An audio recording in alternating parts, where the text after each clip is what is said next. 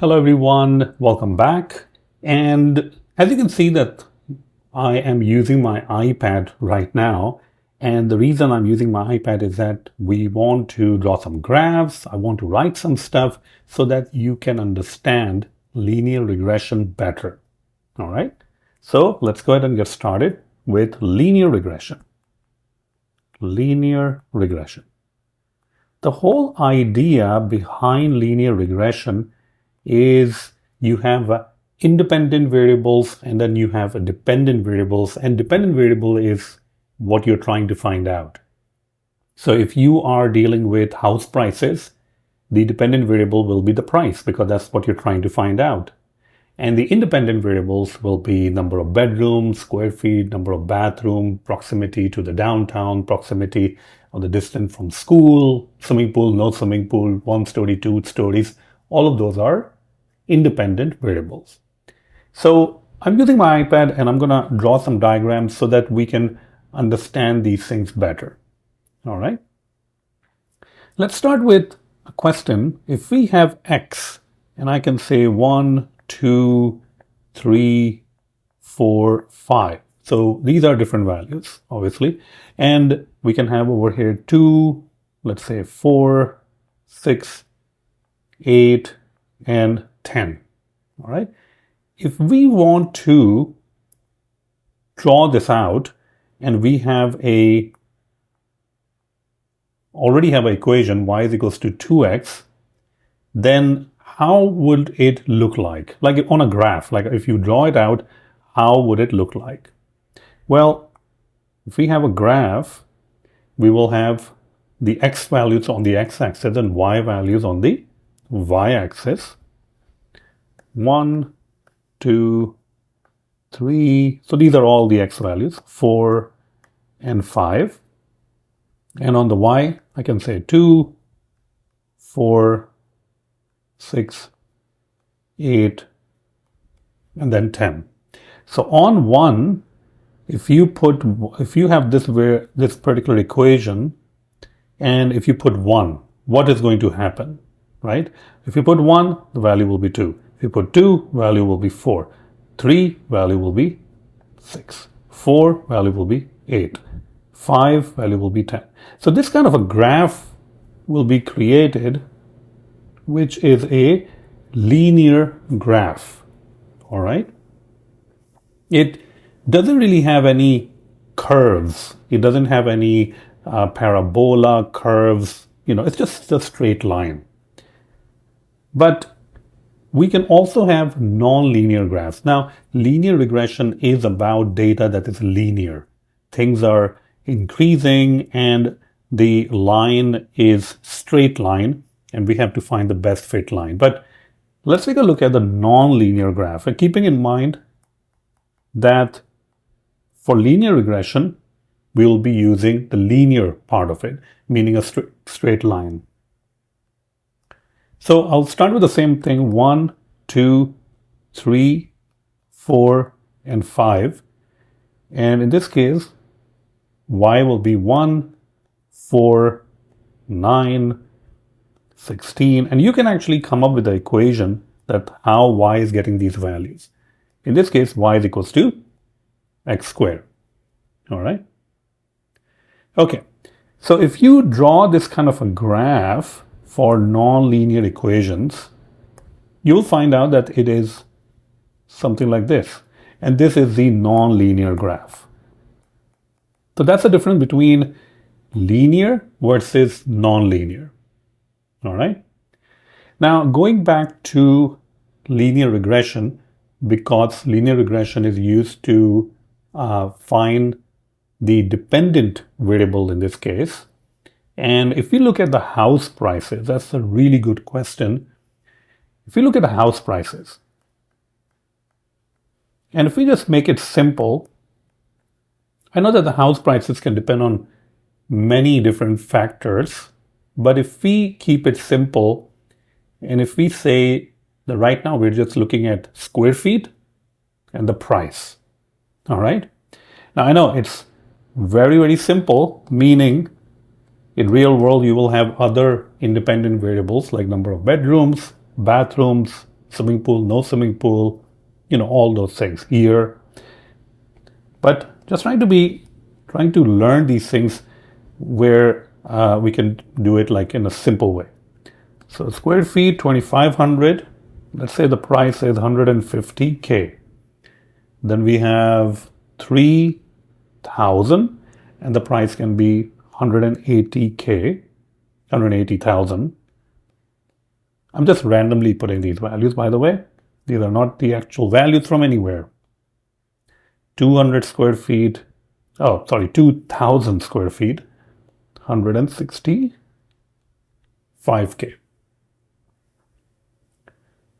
Okay. This video is brought to you by my brand new course, Machine Learning Bootcamp for Complete Beginners. Yes, it is for complete beginners. If you have no idea of machine learning, if you have even never done Python, then this course is for you. Let me go ahead and show you all the things that we're going to be covering in this course. We're going to start with setting up your environment. We're going to learn about the Python language, functions, arrays, loops, dictionaries, lambdas, classes, exceptions, file handling, test-driven development, writing tests, databases, working with APIs.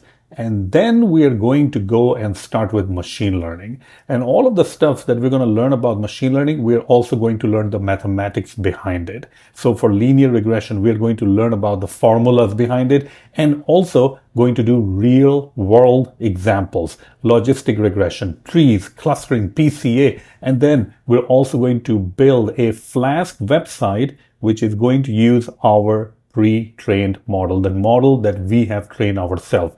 And I keep adding stuff to the course so you can expect new content regularly. Thank you so much, and check out the link in the YouTube description. And hey, there's also a discount code for you, so you can try that out also. Thank you so much. Let's get back to the video. So now we have these values for square feet and price. We can actually create a table like this if you want. There we go. If we plot them out, how will we plot them out? So we'll take this. Again, on the x-axis, we will take the square feet. And on the y-axis, the thing that we want is the price. Right? Now, let's go ahead and divide this into, let's say this is 100 square feet, 1,000 square feet, and then 1,500 square feet. Then we have increments of like 500. So 2,000, then you have 2,500, then you have 3,000, and then finally 3,500. Okay. And on the price, we can start with like 100K increments. So I can say over here, this is 100,000, 100, actually 50K is fine, 150,000, 200,000, then we can have 250,000. I think that's pretty much it for at least the value that we have, right? So if we try to plot these out based on the data that we have, right? 2,500 square feet is, so looking at this one, the first one, 2,500 square feet is 150,000. 2,500 square feet, 150,000. So it will be somewhere over here, I guess, right? 3,000 square feet, 180,000. 3,000 square feet, 180. It's kind of hard for me to even look, but it's not going to be accurate. I'm just putting it over there, trying my best to put it over there. 3,500 square feet, 200,000. Okay, 200,000 will be, well, it's an angle. So there we go. And then we have 2,000 square feet for 165,000. So 165,000 will be between 150 and 200. So I'll just try to put it somewhere like over here maybe. All right. Okay. So now we have placed these things. And what our job is to find a best fit line. What does that mean, the best fit line? Well, we're trying to find out which line, if we have to draw a line, which line can pass through most of these points. So that is known as the best fit line. And in order to draw the line, we have the formula y equals to bx plus a. So that's the formula for drawing the line. Now, what is b? Well, b in this case is slope. X will be the feature. Feature means, like in this case, it will be square feet. And what is a? A is the y-intercept. Y-intercept means that wherever the line intercepts on the y-axis is the price. And b is the slope. Kind of like the slope basically means that, which angle that it is tilting. Like that's the slope itself. Or, you can create, take a derivative on that location also. All right. Now, let's draw a line. I mean, that will be fun. Can we draw a line? So I'm going to draw a couple of different lines.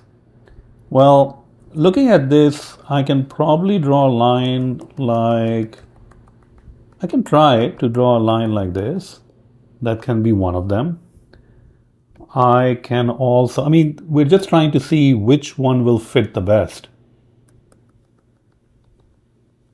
That will do like this, We can have, many different lines over here that you can draw. Again, we can kind of like start at a different angle over here and start over here. Okay, so these are different lines that we can draw. Now, after the line is drawn, what happens is that in the linear regression algorithm, it calculates the error. All right, the error, also known as the residual error. What that actually means is, let me actually remove one line so we can actually look at it a little bit better. In reality, you can have so many different lines drawn by the algorithm linear regression. But if we look at the blue line over here, only the blue line, all right, it's passing through at least like 3 different points. So what's going to happen is that for every single point, it's going to calculate this portion. See that portion? So from blue line to the point, not to the orange line, but to the point. So this distance. And this distance is known as residual error. Because that is the error, meaning this is the difference between that point, this point I'm talking about right there, this point, and the blue line, right? And you will calculate that for every single point. So if we take blue line, and if we look at this one closely, there will be a little bit of a distance between the point and the line. So we'll calculate that. We'll calculate this, we'll calculate this. And then we are going to go with the other line, like which one is it? The orange line, all right? So orange line, okay, this is the distance. See that? There we go. This distance is known as residual error. See that right here? See that distance, a little bit of a distance?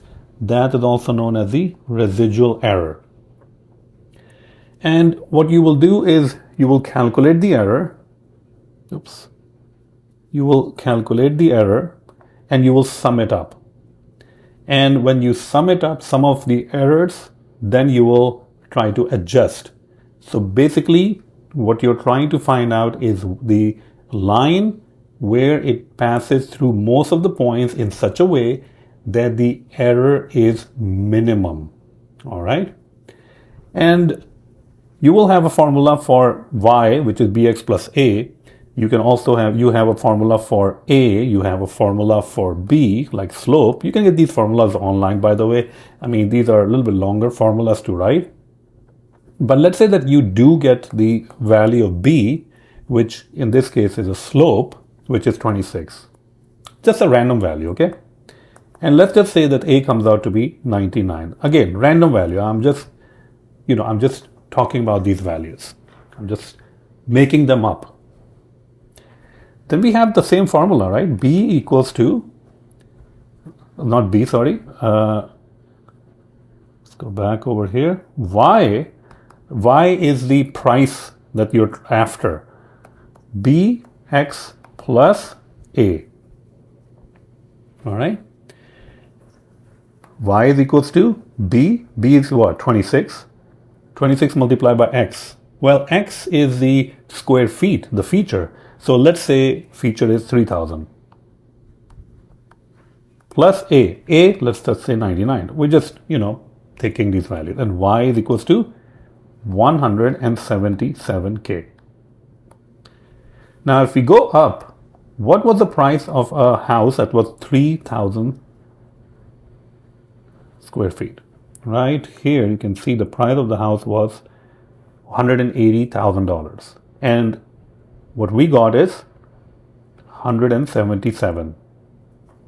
So it's not a big, huge difference, right? Now, if somebody comes to you and say, well, my house is like 4,000 square feet, so I wonder what the price will be.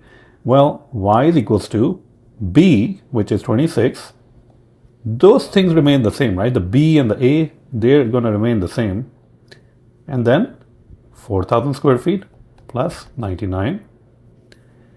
And then we can go ahead and say, well, the price of the house, after we do all the calculation, is coming out to be 203,000. So that will be the price that we're getting. All right. And that is how we can use this formula. Now, in reality, you will not really have one feature or independent variable like square feet. You will have, number of bedroom, number of bathroom, the year it was built. So the formula Y is equals to Bx plus A changes to B1 X1 plus B2 X2 plus B3 X3, so every feature, plus A. Well, B1, B2, B3, all of these are just different slopes. X1, X2, X3, these are the features. So this feature can be square feet. X2 can be, whatever, number of bedrooms.